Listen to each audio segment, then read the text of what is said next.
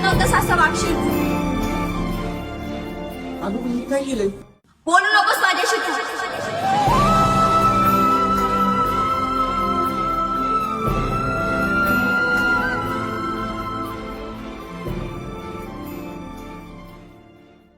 मोने किती सापडलं तुला?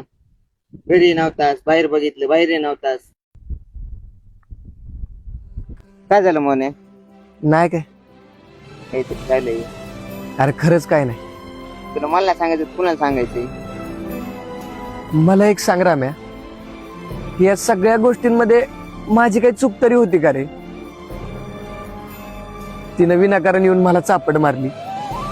अरे ते फळ्यावर कोणी लिहिलंय खरंच मला माहिती नाही र. आणि मला एक सांग की वर्गात लवकर नाही येणार पोरग वर्गात लवकर यायला लागलं. कधी अभ्यास न करणारं पोरग अभ्यास करायला लागलं. हे सगळं मी तिच्यासाठीच करत होतो ना रे. आणि मी तिला चॉकलेट बी दिलं आणि तिने ते चॉकलेट घेतलं बी. तुला तर माहितीये ना. अरे पण ते फळ्यावर लिहिलं कोणी, जेणे की तिने डायरेक्ट चापटून मला मारली. पण माझी काही चूक बी नाही रे राम्या.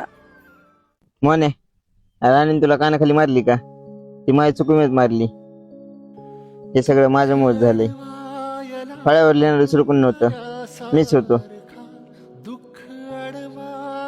भावा खरंच मला माफ कर, मनापासून सॉरी.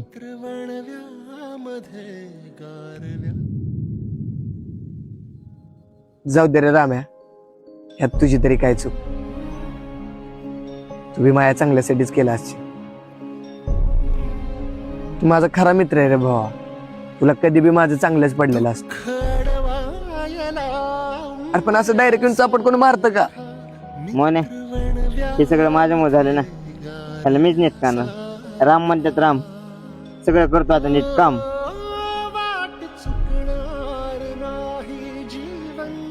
बरं तू काही खाल्लंस का? हो. गपला का, खोटं बोलू नको. काय खाल्लं नाही, सकाळपासून उपाशी असणार आहेस.